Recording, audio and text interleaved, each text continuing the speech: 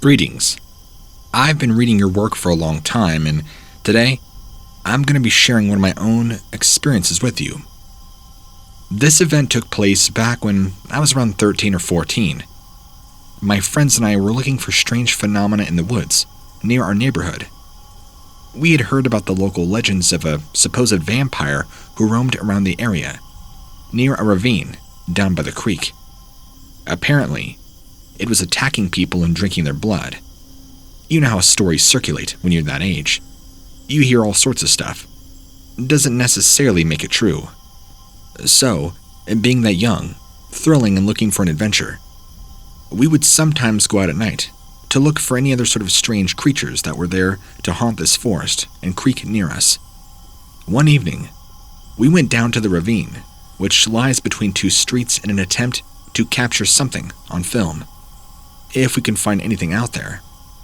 Of course, we didn't find any vampires, but we did find something much, much worse.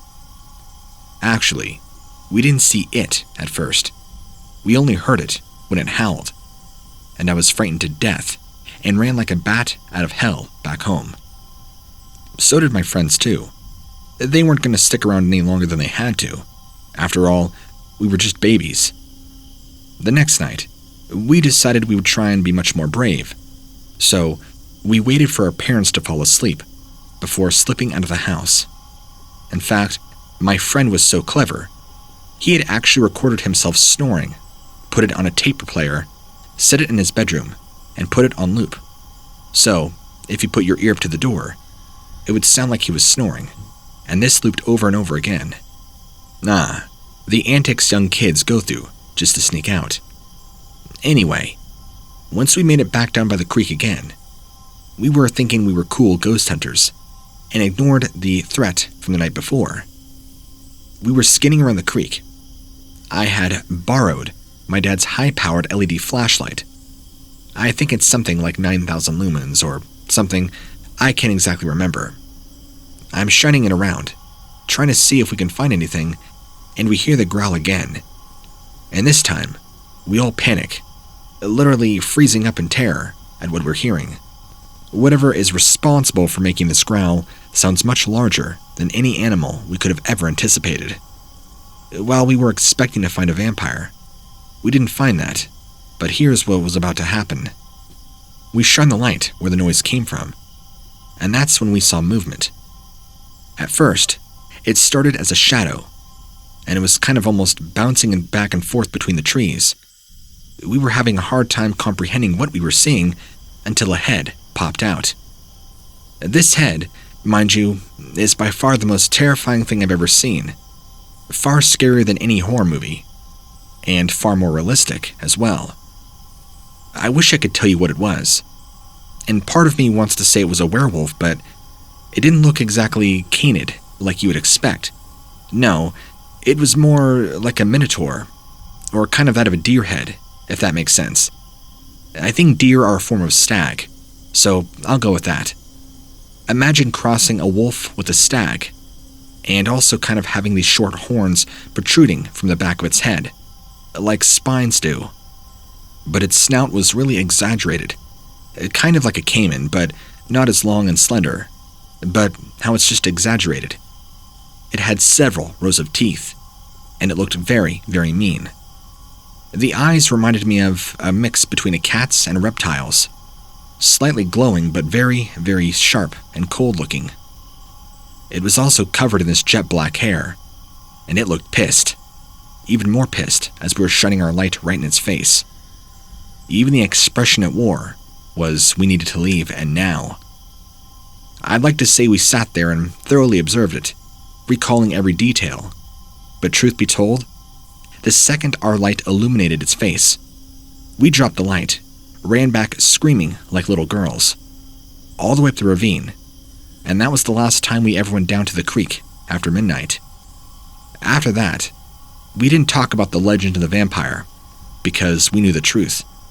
There was no such thing as a vampire. Instead, something much more evil and deadly ruled that creek at nighttime. And to this day, I'm not sure what it was, but I know what. I bet that we were about to be its next meal, had we stuck around and tried to ask it questions. I still have pretty bad nightmares about that thing to this day. Dreams that it chases me, holds me down and begins ripping off each of my limbs before eating and ripping me apart. It's taken a long time, but even now, I don't think I'll ever forget about it. This was many years ago. I'm 42 now, so this would have been sometime in 2002 or 2003. One of my friends who I was with that day is still traumatized by this. The other two friends I've lost contact with, just from moving away and whatnot. And lastly, I really wouldn't consider myself a fan or somebody who's interested in the paranormal, but I definitely can respect it and know there are things and creatures and beings and life forms and entities that exist. And I think that the universe doesn't care if we can or can't understand it. It's going to continue to operate the way it operates. That's just my personal philosophy. Anyway, let me know if you enjoyed the story. If you do, feel free to share it with anybody and everybody you know. This happened to me about 10 years ago. It was in mid-July. You could say in the middle of nowhere. I was with my fiancée, on our way to a family gathering. We were going to my grandparents' house, where my parents, siblings, and cousins were going to celebrate my engagement. I had proposed to her on my birthday, on July 10th. We had made plans to go visit her family, once we were able to fly out to their state. I was also super excited to see my family again. I had not seen my brothers and my sister since Thanksgiving the previous year. I had been dating this girl, whom we'll call Amy, for 3 years, before we had got engaged, and all of her family adored her. When I called my parents to tell them the news, they were thrilled and immediately made arrangements for all of us to gather at my grandparents' place to celebrate. It was going to be over the weekend, and we were going to get there on a Friday afternoon. We packed our stuff over the weekend, and were going to get out there on a Friday afternoon. We packed our stuff into my car, heading out. It was going to be about a 10-hour drive. We thought we'd stop along the way to get some rest. So, we left our home on a Thursday evening. Right at the middle point of the road, we were going to stop at a hotel, spending the night after breakfast. That's when we would continue our trip. The story I'm telling you about started happening roughly 3 or so hours after our trip began. I was driving through this thick, tall forest that was stretching over both sides of the road. It was probably around 9, maybe 9:15 at night at this point. It was already very dark out. The road was empty. We hadn't come across any cars going through in the past hour or so. I had filled my tank with gas before we left the city, so I would not have to worry about it throughout the trip. Unfortunately, that was not enough, and I still don't know what exactly happened. As we're driving down this empty road, I realized that I needed to go to the bathroom. I thought I would pull over, get out of my car, and do my business, and we'd be on our way home in no time. So I did, and as I got back into my car, I tried to start it, and it wouldn't. I tried about 3 times, but it would not start. I guess my car battery might have died, or it was another electronical issue. Whatever it was, we were stranded now in the middle of nowhere, and as it usually happens, neither of us had service. So, calling somebody for help was not an option. We probably waited there for another 30 minutes. No cars had passed by, so no help. At one point, I was standing in the middle of the road, and as I turned to the car, I saw Amy looking into the trees. But she was focused on the woods, and she ignored me when I called out to her. I approached her slowly, trying to ask what was wrong, but she still did not say a word. I looked in the direction she was staring at, and it was pitch black. Just nothing. I was beginning to worry. I went into full panic mode once she started walking into the woods. She was walking fast, not even looking where she was stepping, just blindly marching on. I had no choice but to follow her. I was stumbling, trying my hardest to keep up with her. This lasted for about 30 minutes until she stopped. She was visibly distressed and kept telling me about how she had heard screams, and it sounded like it was a child. I had heard nothing, but I still couldn't hear anything. She insisted that it was just as intense as it was before, only louder, as if we're getting closer to it. We continued together. She was a little more calm, but still seemed like she was hypnotized. So, we're walking through this thick forest. It's nighttime, and we're getting further and further away from the road. At this point, it had probably been about an hour, and out of the corner of my eye, to our left, I could see something walking alongside us. It looked like a rabbit, I swear. I can also swear that it had glowing blue eyes. I know that she saw it too, but she was unfazed, if not even slightly calmer. I occasionally turned to the rabbit to check if it was still following us, and it was. I asked what was happening, but Amy did not say a word. I asked again and got the answer. The voice was deep and kind of distorted, like it was coming out of a speaker, but it came from behind us. It was the rabbit. It said that we just had to keep walking, and that it was going to be okay. I looked at Amy and she looked at me, but none of us said anything. We walked for a while before we could see the woods, and we were becoming less dense. Right out of the forest, we saw the road and a police car with lights. We picked up our pace as we're getting close to the end of the forest. The voice said that it's over. We're out now. It's gone. And the strange rabbit was gone too. We walked out onto the road, and it was indeed a police officer, looking at another car parked on the side of the road, on the opposite side of where we came out of the woods. It was our car. We ran up to him, asking him if he had come here for us. He told us that somebody called the police because they drove past an abandoned car. We asked him to follow us out of the part of the road.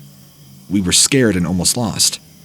He did as we asked, and after we were out there, we drove straight to my grandparents'. I didn't want to stop anymore. Look, the weekend was lovely and all, but I can never shake the eerie feeling for days after that.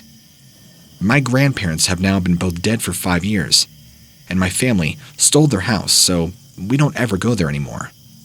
However, while they're still alive, my wife and I never took that road again.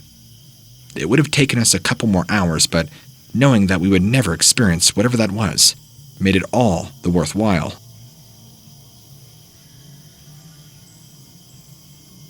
My encounter with the bizarre beast in the woods of northern New Jersey haunts me to this very day. On May 16th, 2012, I, along with my 3 brothers and 2 friends, went camping at a local state park, right near our hometown. The park is known for being deep in the woods and having a large swamp nearby called Crescent Lake. We are all experienced campers, but had never been to this particular campsite before. The site was primitive. It consisted of 1 fire pit, a picnic table, and an outhouse. In other words, pure heaven for us city kids. The plan was simple. 2 tents, 1 sleeping bag, between 2 people. There were 4 of us. Food and water purifiers / filtration systems from a company that I can't mention, and lots of fun. We arrived late in the afternoon and set up camp. After dinner, we took a hike around the park to check out the sights. It was then we came across the swamps. The swamp is a large, murky body of water that's said to be inhabited by all sorts of creatures, including the legendary swamp monster. Now, I'm not one to believe in monsters, but there was something undeniably eerie about this swamp. The trees were so thick and the water so dark, it felt like you can get lost in there forever. And then there was the smell, a mixture of rotting vegetation and stagnant water that made your stomach turn. We didn't spend too much time near the swamp. When we got back to the campsite, we played some card games and went to sleep right around 11 p.m. We all woke up around 2 a.m. to use the bathroom, so we decided to stay awake a little longer and sing a song by the campfire. That's when things began to get weird. I was sitting at the fire pit with my back turned away from the woods when I heard what sounded like heavy footfall coming from deep within the forest. The steps were loud enough they caused loose dirt and rocks on the ground near me to shake. I thought maybe somebody was playing a prank, but I didn't know anybody who would be this crazy. Once again, I didn't think too much of it, at least mental breakdown status, until what happened. At first, I heard a loud crash, followed by the snapping of branches and trees. It was as if something very large had fallen and knocked an entire tree or two over. At this point, it sounded like whatever it was had begun heading right towards our camp. As frightened as I was, I still could not see anything. There were so many trees blocking my view, not knowing what to do. I ran back to our tent and woke up my brother, who decided to catch some extra Z's that night. We tried to stay as quiet as possible, waking up our friends by shaking them gently. They did not take too kindly to the abrupt awakening at first, but after explaining what we'd heard, they quickly got up, grabbed their gear, and we all met back at the fire pit and watched whatever it was move closer and closer to the campsite, slowly. It was then we realized there was more than one of them. 5 of them, actually, and each making a grunting noise as they walked. They were walking on all fours like animals, their skin a deep green color, with spikes and spines running down their bodies and backs. We could see their yellow eyes glowing in the darkness, and the smell of rotting vegetation had gotten even stronger now. We could hear the swamp water sloshing around as they made their way towards us. We didn't know what to do. We were terrified. One of these creatures leapt up onto the picnic table, and in one quick motion, snatched one of our backpacks. The others followed suit and began grabbing whatever they could. Eventually, they got tired of raiding our camp, moved back into the woods. We just stood there, watching as they disappeared into the darkness. It was only then we realized how lucky we'd been. If they decided to attack us, we would have been done for. We quickly packed up and never looked back. The experience, as strange as it was enough to convince me there are literally monsters lurking in the swamps and woods of this world. I hope to never encounter them ever again.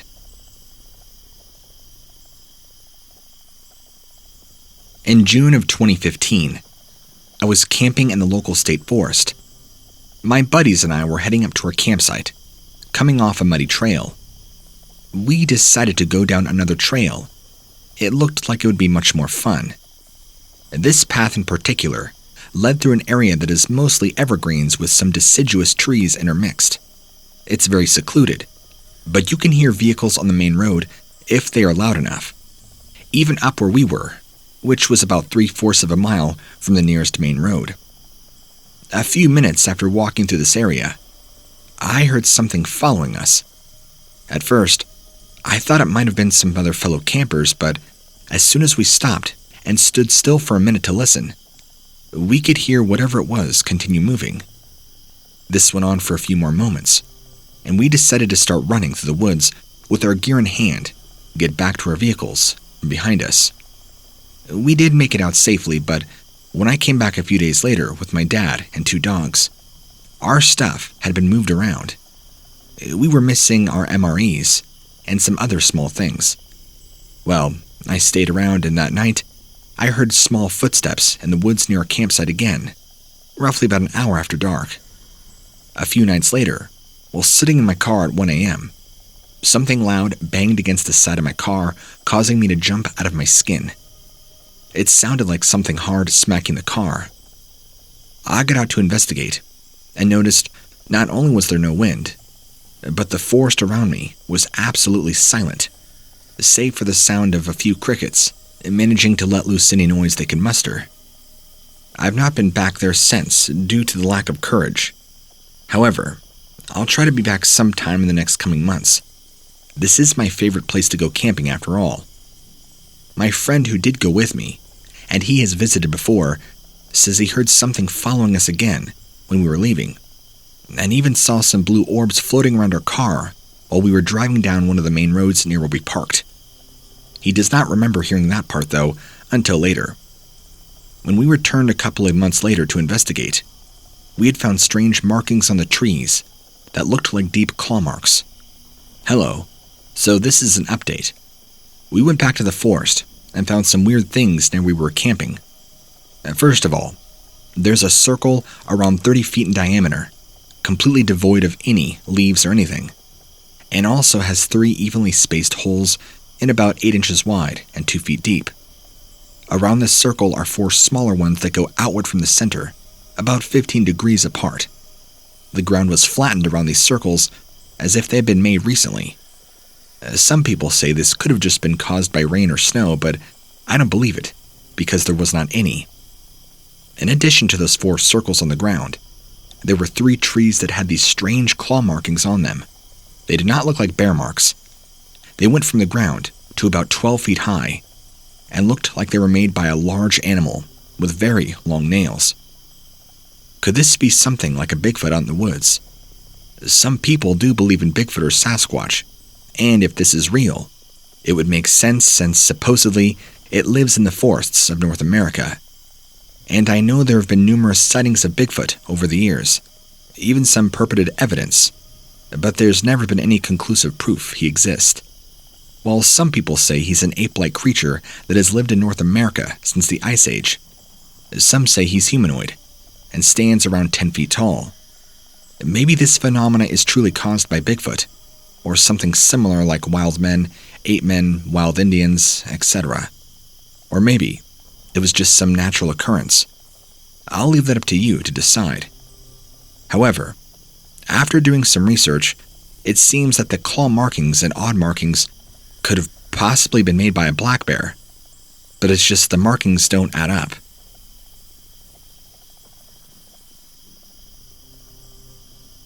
I was at a campground in Connecticut, just across from the Massachusetts border.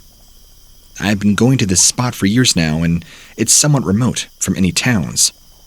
It's a fairly decent-sized piece of land with 2 rivers running through parts of it. There are about 9 main sites that people go to, but there are plenty of other places around the area, if you know where to look. On clear nights, you can easily see other spots as far as New York City and Boston on a good night, even Rhode Island. On a cloudy night, you would never know they were there, unless you had high-powered binoculars and high-powered LED lights, which I do not own those things, because they tend to attract negative attention from those who should not be messing around with that type of equipment.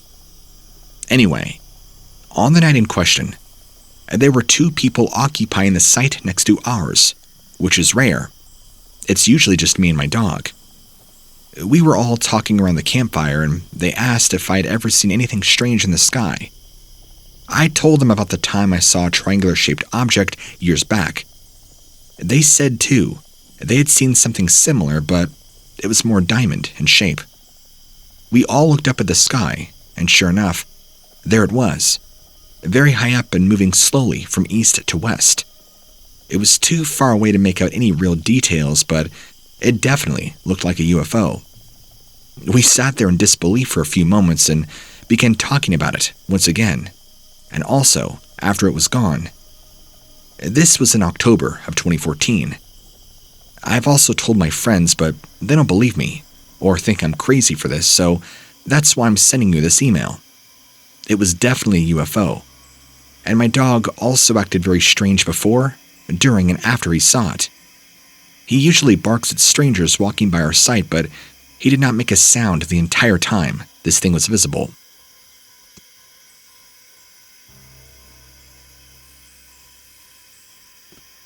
I was camping with a small group of friends in northern Minnesota. It was during the fall, and we were deep in the woods at a very remote spot, so as you can imagine, we didn't see another soul for miles.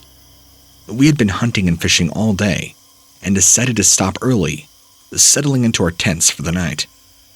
I chose to sleep by myself. It's usually more comfortable that way. Everybody else opted to set up camp together and talk my ear off, but I really wanted some peace and quiet. That's how I like to do things, solo, until I feel like socializing again. So, after setting up my tent and laying out my sleeping bag and pillow on top of it, securing all my food away in the beer canister, and double-checking that I had my knife, I climbed in, zipped up the tent door. It was probably only about 7:30 at night, but I was ready to check in.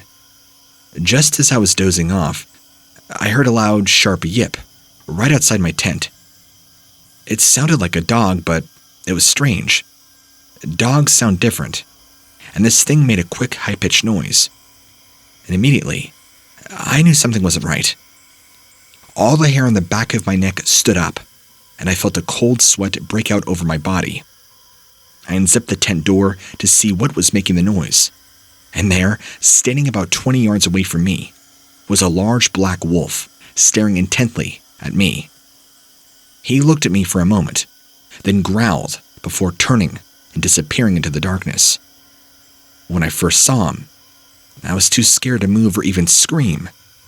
But after he was gone, however, I found that all my fear had dissipated and was immediately replaced by anger. It actually took everything in me not to run after that wolf and kill it. I asked if there could have been any other animals making this noise because it seemed so out of place. The thing is, it didn't sound anything like a regular wolf. This thing was something bigger, something more evil, something that we should be hunting, or it could be hunting us. I can't explain these sudden emotions that came over me, the going from fear and panic to wanting to kill it. It's like it placed a spirit of anger over me. I believe that now that I know more, this could have been a Dogman, or something of the supernatural realm. The way it had control over me. Possibly a demon manifesting physically. I don't know. I've heard stories of Dogman before, but I didn't know if they were real or not. And I cannot say for certain that this is exactly what that was. However, it's definitely made me more curious about the legends